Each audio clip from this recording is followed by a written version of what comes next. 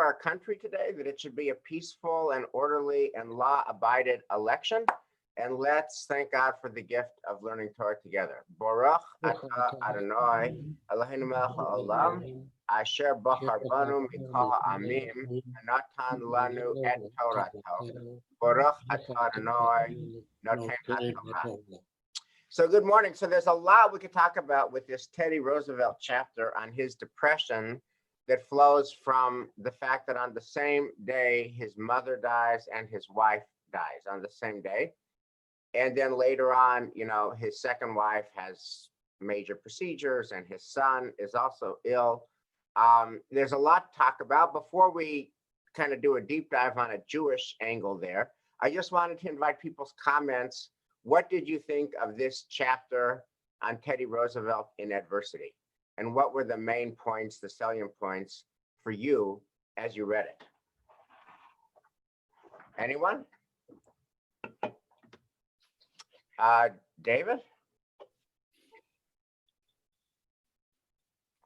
David, you're muted. Yeah. All right. Yeah. Well, it was an interesting chapter, his energy and so on. But one of the things that struck me as somewhat bizarre is when he charged up Kettle Hill in the Battle of San Juan and so on. While it's customary for the officers to remain in the rear, unlike the Israeli army where the officers lead the charge, he then elected to move up to the front where he was a real target, and to make himself even a more ominous target, he was the only one on horseback. So he must have stood out as a super target for this fuselage of bullets coming at him. To me, it was almost a suicidal gesture. I don't know if John is here today, that he could maybe shed some light, but maybe in the light of the fact that both his wife and mother perished, maybe he just threw caution to the winds, and it may have been almost a semi-suicidal gesture to be that reckless, to charge up ahead of the troops, mounted on a horse. So he was the highest target on the horizon. It just seemed bizarre to me, and heroic. Yeah, there is something about being a veteran fighting wars that somehow makes you more electable, that somehow just gives you currency in an election season. And whether, what his intent was, who knows? But the fact is that he came back from that experience a real war hero, and that continued to launch the trajectory of his career. So what also did anyone have any reaction to his experience in the Badlands in the Dakotas, where he became a rancher and he spent those years out on horseback hunting and gaming and being a Dakotan? What kind of associations did that conjure up for people? Anybody? Gail. And if you can unmute, my friend. Gail, can you please unmute? Okay, you're not unmuted yet, Gail. So Gail, why don't you work on unmuting, and I'll take some other comments. Connie, and if you can unmute, Connie. I thought he gained emotional strength through gaining physical strength. Yes. In general, he did. And of course, because he had his childhood ailments and his asthma and he couldn't breathe, right? That was a recurring motif, that he would work out and gain strength. And he had a trainer before people had trainers, and he was a boxer and all that stuff. And that physical strength gave him emotional strength. So that definitely was part of the Badlands. She writes, Doris Kearns Goodwin writes that he would have never become president if it hadn't been for his Badlands experience. Why is that? What was the connection? Dottie? And if you can unmute. Dottie, you have to unmute. Life. His mother and his wife dying the same day, that his talents, when he went out to ranch where he didn't physically have the wherewithal to be like the cowboys, but he became one of them. He became one who could stay in the saddle 16 hours a day, and he really bonded with them. And I think that was it. That's what brought him back. And then I never realized the Spanish-American War, what a rough rider was. It was him. He's the one that got everybody together.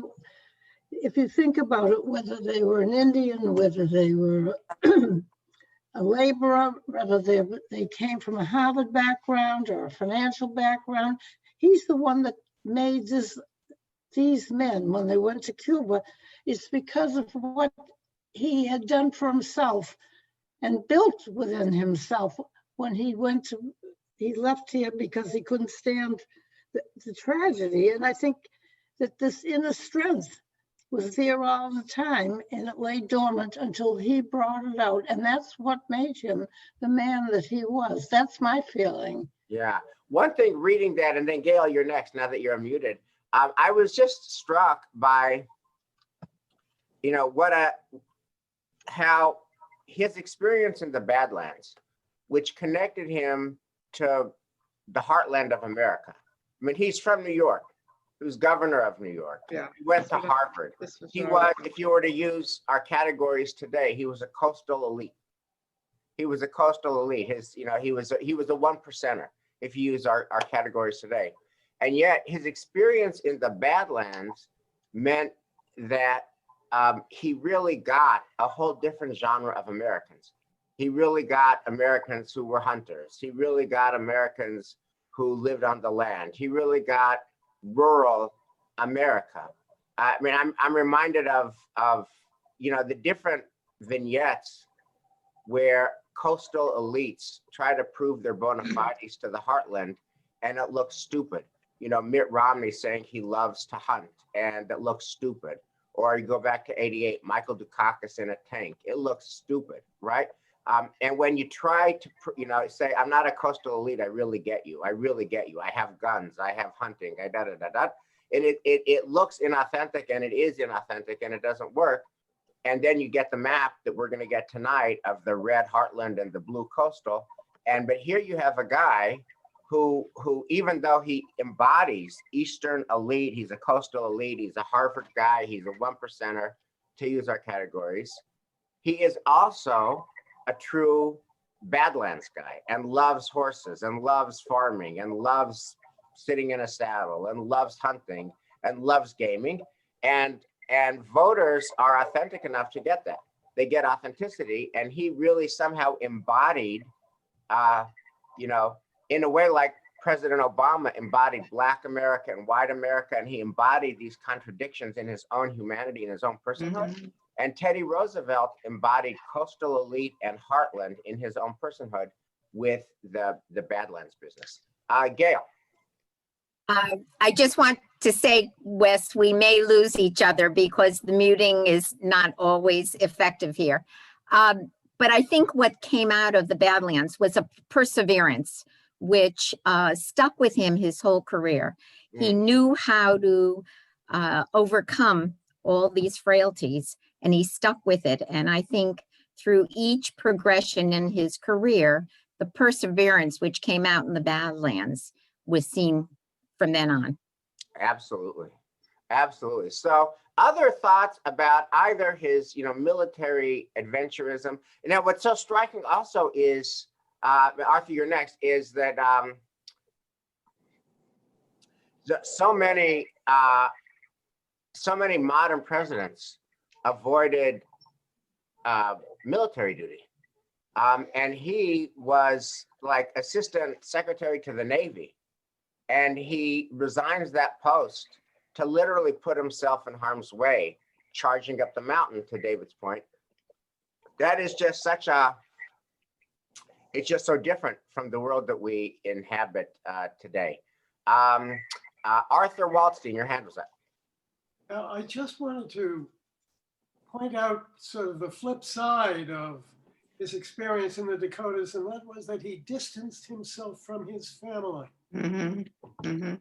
But I think, in fact, that's probably was probably a critical necessity for him to become president, because one has to have not only the Rahmanas for the people, but also a certain distance to be able to see things in a larger way. And so I think it was that the combination of the two gave him some additional strength. Nice. Nice. Now I want to, yes, Linda Leffert. I have a sort of different take on the family thing. That's, what struck me was that while he, in He the left. immediate aftermath, can you hear me? Yes. While in the immediate aftermath of the tragedy, certainly everything that he did, we've talked about seems heroic and whatever, but I think after that, I think he almost ignored the family. He didn't, I don't think he gave them any thought in any of the decisions that he made. He didn't, he did marry again. It wasn't the same, love match, but I think definitely seriously compromised his attention to the family, and he did what was good for him and turned out to be maybe, good for the country or not, depending on your political point of view. But to me, that's a flaw. Maybe, maybe it's because I'm a woman, but I just think maybe it was necessary for him to do that in order to accomplish what he did. But in my view, it's not a positive thing. Okay, let's talk about that. There are two parts in her treatment here that I want to double click on, because it will, I think, surface a larger issue, and it's an issue that Judaism has a lot to say about. And that is, I mean, there's no doubt that he was deeply grief-stricken when both his mother and his wife died on the same day. He writes simply, "The light has gone out of my life." Okay. And then he writes, "We spent 3 years of happiness greater and more unalloyed than I have ever known fall to the lot of others. For joy or sorrow, my life has now been lived out." Right. So he had a love of his life, and now it's gone, not to mention his mother is gone. The light has gone out of my life. And so just incredibly raw emotion, incredible brokenness, incredible sadness. And what's his move? So let me just read what she says. And I want to, and then I want to ask you to think about this in the context of your own lives. He had always applied himself at a pace governed by inordinate energy. Now, driven by the need to mitigate his misery, he lashed himself into a legislative frenzy, pushing one reform bill after another onto the floor, heedless of parliamentary procedure, failing to weigh criticism of colleagues.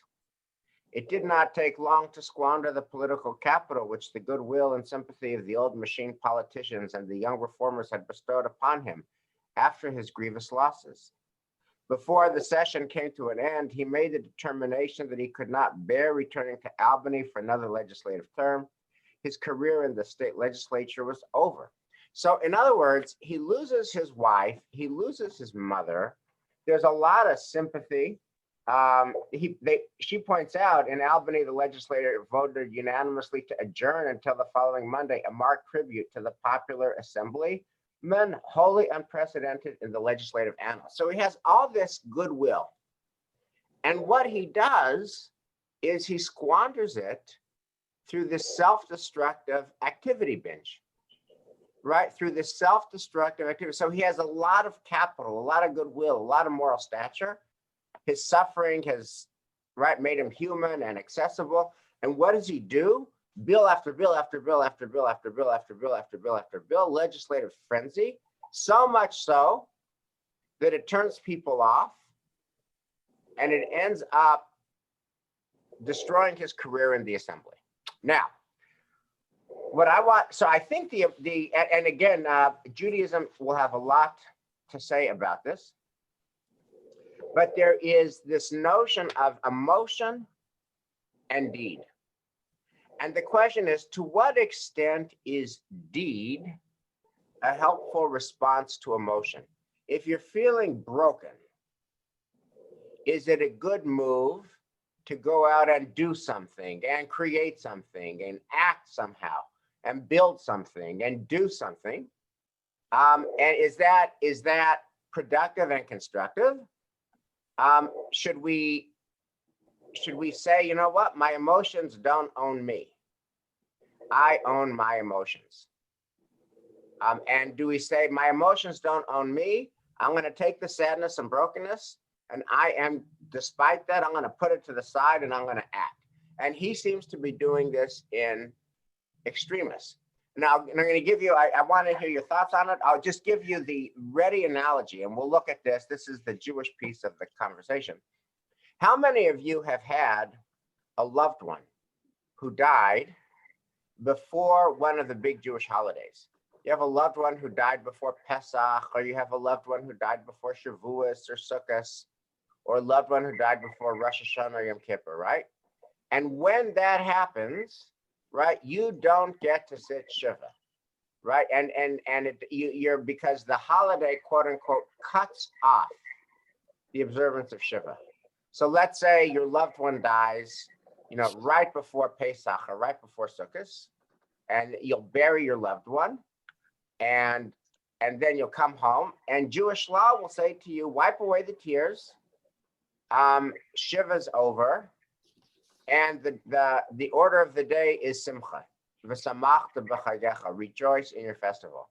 So we're not even going to allow you to sit Shiva, Jewish law says, because we don't want Jews in the community paying a Shiva visit on Sukkot, or paying a Shiva visit on Shavuos, or paying a Shiva visit on Pesach or Rosh Hashanah and Kippur. They're supposed to be happy, okay? In a way, it's a Jewish version of Teddy Roosevelt.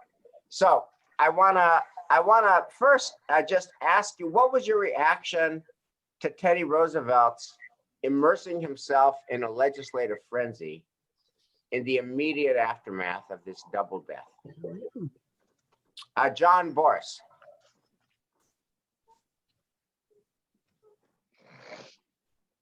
Got it. You can hear me now, right? Well, you're perfect. Okay. I felt in both this instance and then when there's a real threat of loss, when his wife is very ill and he goes to the army, that he's running away from his grief in a way that is not healthy. You can, I think activity after you have dealt with it is very helpful for moving into the next stage.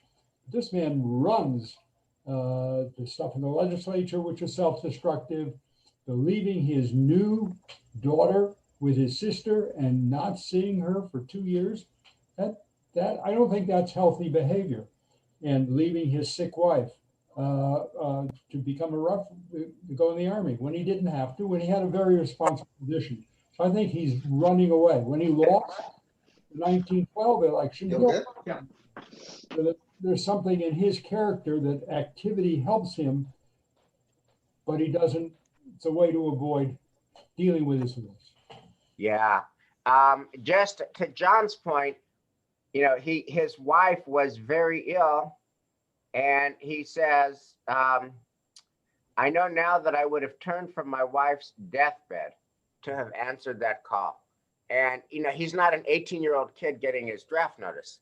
He's volunteering to put himself in a wartime setting when, in fact, other military leaders are telling him not to do it and to stay in his desk job. And he leaves his wife's illness. Also, his son was very sick at the time. His son is suffering a nervous collapse, and he still goes off. So there's some, right? So in other words, what you're saying, John, is, yeah, if you deal with your grief and you feel your grief, then activity after you've done the hard work of feeling your pain can be a helpful response, but not if it's escaping or denying your grief. And that seems to be what Theodore Roosevelt does here. Other thoughts on this? On it, Andrea. I think that it can be two things at the same time. When my mother suddenly died at the age of 54, and I was home for a while with my children, but then I went back to work, and the day I went back to work was such a relief for me. And when I came home, the woman helping me with my children said, "You look like a new person." So I think there's something about, and so maybe with Teddy Roosevelt, the opportunity to get into a new brain space where you're learning. I think you had said, Wesley, that a Jewish response to grief is learning. There's something that puts you in another kind of focused, almost meditative, challenging. He liked the challenging space that helps with the grief. And then when you're doing your shiver, that's kind of a private space where you don't have to worry what somebody else is thinking about you or what you're saying, and you can just attend to yourself. So I found personally that the two work together. Yes, they work together when you deal with your grief. I mean, I want to put your comment and John's together. I think the two, feeling your grief and activity and learning and constructive, productive behavior, work together when you do the hard work of feeling your grief. But I do think that as you read the narrative of Teddy Roosevelt, there is a concern about denial and not, just like not really facing, and also to John's point, not seeing his daughter for a couple of years and outsourcing her to his sister does not feel like a healthy response. But you're absolutely right. If you do feel your grief, then figuring out something to do that makes you feel engaged in life is a good move. Barbara. I think it gave him purpose, and he didn't want to be drowned by his grief. But I was really struck, and I wrote to Linda because I thought the same thing. I was disgraceful how he left his wife, who was in the hospital, and just went off to war, as if that calling at that moment, he was the savior. And I do think that was wrong, but I understand how he felt after his daughter died. That was so much of a shock. And I mean, his wife died, that he went into but still that too wasn't correct. Right. But it surprised me and made me think less of him for that. Yeah. And one way that I conceptualize this is, would I want Teddy Roosevelt to marry my daughter? And the answer is definitely not. Definitely not. Right. Not a good husband, not a good father. He might have been a good president depending on your politics, but in those basic human things, not. So what I want to do is I want to so he somehow, and with the caveat that it was escapism and denial, but the way he deals with his emotion is through energy, activity, deed. So I wanted to just double click on this issue of the relationship between emotion and deed. And I want to invite you to think back to the time that your loved one dies before a Jewish holiday. And, and let's say you come back from the burial and, you would like to sit Shiva and receive the visitors and tell your loved one's story and kind of sit with your grief. Okay. And I'm just going to read, this is from Maurice Lamb, The Jewish Way in Death and Mourning. And this is kind of the classic exposition about the verb is cut off, how the Jewish holiday cuts off Shiva, And I want to ask us to think about what you think about that, okay? This is from page 89 in this book, and you have it as well in the notice that went out. A collision of emotions, a clashing of rejoicing and despairing in the hearts of the devoted is tangible when the holiday occurs. 1, the spirit of joy that is mandatory on major holidays is not consistent with the sorrow of bereavement. In Jewish law, therefore, the holiday completely cancels the Shiva. Thus, if the mourning was begun even moments before dark, So long as the Avel, the mourner, had conscious awareness of the situation and performed any one of the mourning practices, even personal ones, even for a moment, the onset of the holiday nullifies the remainder of the Shiva, and we count the brief Shiva observance as the equivalent of 7 full days. In other words, let's say it's, we'll just go with Sukkot because that was the most recent holiday. Let's say your loved one, you know, is laid to rest the day right before Sukkot. You know, that night is the first night of Sukkot. Let's say you get home from the cemetery at 4 o'clock, and you know, evening is at 6 o'clock. So you get home and you have 1 hour and you're done. And it doesn't matter who you buried, and it doesn't matter how close you are, and it doesn't matter how broken, and it doesn't matter how sad. What matters is Sukkot is coming, v'samachta b'chagecha, rejoice in your festivals. And the official answer of Jewish law is no Shiva. The move is to rejoice. So my first question to you is, what do you think of that? And my second question is, those of you who have experienced that, how did it feel when you experienced that? Any takers? So what do you think of that? Is Jewish law here wise and decent and helpful, or is there something off here? Suzanne. I experienced it with the death of my father, Rosh Hashanah. I thought it was terribly cruel and led us absolutely adrift and was in no way helpful. What was your experience, Suzanne? My dad died, I was 40. He died the day before Rosh Hashanah. Rabbi was very nice. He came over, he said, but there'll be no Shiva. And it was incomplete. I felt that, you know, my dad was absolutely deprived of a completeness that he deserved. Okay, now, can you put on,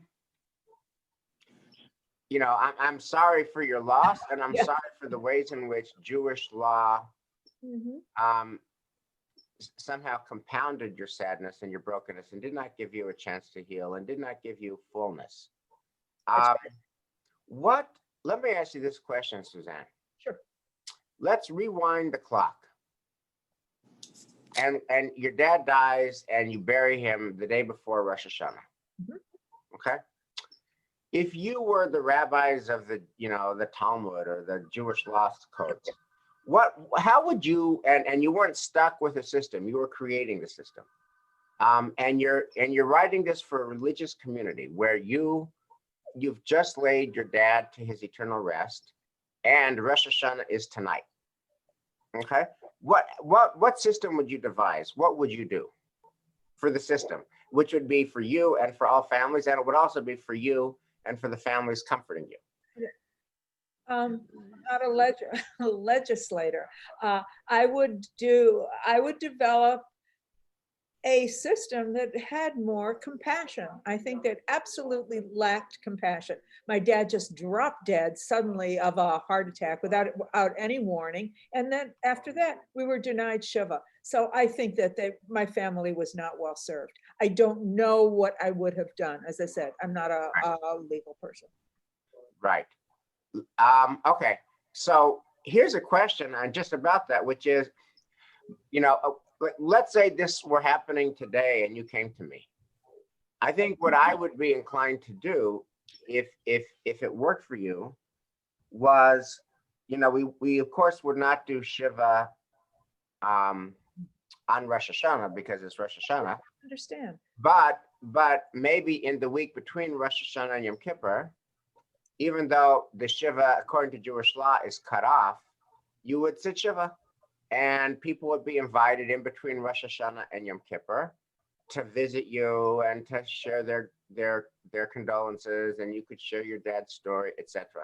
And that would be a way to try to strike a balance. But Jewish law does not do that. But I think that's what I would be inclined to do. I think Jewish law gets it wrong here, is my opinion.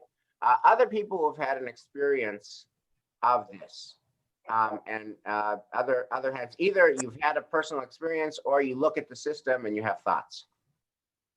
Annette Needle. And Annette, if you can please unmute. Thank you. My grandfather died between Rosh Hashanah and Yom Kippur. And I absolutely agree with what Suzanne said. At the same time, because it was Yom Kippur, the family was still together. We didn't disperse as the family might have dispersed if it was Sukkot, because we didn't celebrate. And so the family was together, but felt very, I mean, I was a junior, as I said, in high school. You couldn't experience anything. We were numb. So I don't think we experienced the holiday, Yom Kippur, which certainly, brings out other things, or we were just adrift. Mm. Yeah. And of course, you were a teenager then. Do you think, in retrospect, trying to summon teenage Annette, would it have been helpful if, when Yom Kippur was over, there had been an evening or two of Shiva for your grandfather? Probably. Yeah. Okay. Other thoughts? Barbara, your hand is up. Well, I did not have that experience, but I think what I've seen is that people who are very close friends and relatives, and as Annette said, the people were all gathered for a holiday, do come and talk to you, and they may go to services too. But that's, I think there is that compromise that they know you're in mourning, and they're sympathetic, and it may not be official, but that they will come and talk to you, and it won't be the same thing, but that's what I would guess. Yeah. So I think that here's the point that I want to make about Jewish law. Jewish law here, and in general, assumes that deeds can shape emotion. And it challenges us to shape our emotions through deed. Okay? And so now you may celebrate this impulse or you may resist this impulse, but it's a deeply held impulse in Jewish law that you don't want your emotion to control you. You want you to control your emotion. And this is the extreme version of that impulse. The extreme version is you've just lost your father, but it's Yom Kippur, or you've just lost your father, but it's Rosh Hashanah. And your move is, you know what? You're not feeling it, but get out the apple, get out the honey, get out the candlesticks, get out the challah with the raisins, and make Yontif, and make Rosh Hashanah. And then there's this principle in the Talmud, mitoch shelo lishma ba lishma, which is first do it and then feel it. Do it and then feel it. Let's say you're not feeling it. Let's say you're feeling horrible and broken and not seen and not heard and not validated. But if you do the holiday, if you set the table, if you have the Rosh Hashanah dinner, if you go to services, eventually you will feel in the mood for the holiday season. And now that is it's just a posture of Jewish law, that our job is to do it and then feel it. Our job is to shape our emotional life and not let our emotional life shape us. So my question to you is, do you like that posture? Do you think there's wisdom there?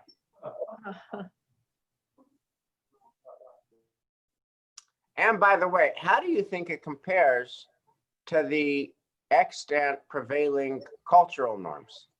Do you think if you were to access this question with, American culture, such as it is, do you think American culture would say, shape your emotion through deeds, or give primary voice to your emotion and let your emotion shape your deeds?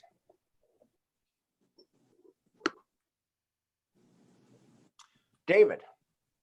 Well, I tend to agree with Suzanne and John, the points they made, and yourself, that you can't bury your emotions. And and hide them through deeds. You've got to first let your emotions run their course. Otherwise, your deeds are going to be could be knocked off center by your emotions because you haven't had a chance to experience it. So the thought that you'd be denied Shiva because of Sukkot, to me, doesn't make a lot of sense. I think people need the time to grieve, and they need the time to feel their emotions, or their emotions can be harmful if they're not given an opportunity to see the light of day. To bury it with deeds, you're not confronting your emotion, you're not experiencing it, and frankly, I think it's harmful. Just my opinion. Okay. By the way, just so that you know, I think this is an area where modern thinking, at least some modern thinking, certainly my thinking, has evolved from traditional Jewish posture. My question would always be to every family, what is most helpful to you? That's my question to every family. What is most helpful to you? And that is to say, by the way, there's other ways in which this area comes up because we live in a mobile society. So it's very often that the loved one is laid to rest in New York, or loved one is laid to rest in Florida, and they quote unquote sit Shiva out of town, and then they come back and Shiva's over technically. I always ask the family, would it be helpful to have an evening of Shiva? In COVID times, would it be helpful to have a Zoom Shiva? Do you want to tell your loved one's story? I know Shiva's over. I know Shiva's over, but would it be helpful to you to tell your loved one's story on a Zoom Shiva at Temple Emmanuel or with your Boston friends, with your Boston community? And I think that question is the right question, and that there's no one answer to it. But I think the locus of responsibility is on each mourner to kind of name what would be a helpful move here. And sometimes you'll get families to say, no, I'm talked out, I don't want any more. Or you know what, I'll just deal with the holiday. But I think to somebody like who was in Suzanne's frame of mind, it may well be helpful when the holiday is over to have a Zoom Shiva in today's world, or to sit Shiva, in the pre-COVID times where people could still offer their condolences. So I think that there's some wisdom in Jewish wisdom about shaping your emotional life, but also it can go too far, as several of you have said. Any other thoughts on Teddy Roosevelt, on emotion, on deed, on burying yourself in activity, etc.? Okay. Any other wisdom? I guess let me ask this question. I do want to end by noting, of course, that today is election day, and we're reading this president. We've now read 6 chapters of her book. Let me just end by broadening the conversation to ask, has anyone learned anything from this book that helps you think about your citizenship today?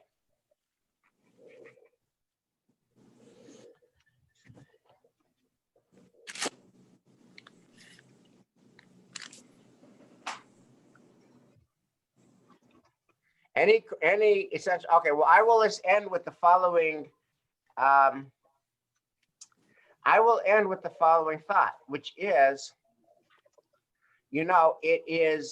it's tempting to think that the moment that we're in, is the most urgent moment in the history of our nation, or is the most fraught moment in the history of our nation, or is the worst moment in the history of our nation, or is the most anxious moment in the history of our nation. But I think one of the things that flows for me from reading this book of history is that every generation has its fraught moments. And how do you compare this fraught moment with, let's say, the Civil War? How do you compare this fraught moment with your own lifetime, the 60s, where there were, assassinations? John F. Kennedy was assassinated. That feels like a shaking thundering loss. Robert Kennedy was assassinated. Martin Luther King was assassinated, right? That feels like extreme, like we're worried about violence in the election. What about the violence that happened in your lifetime?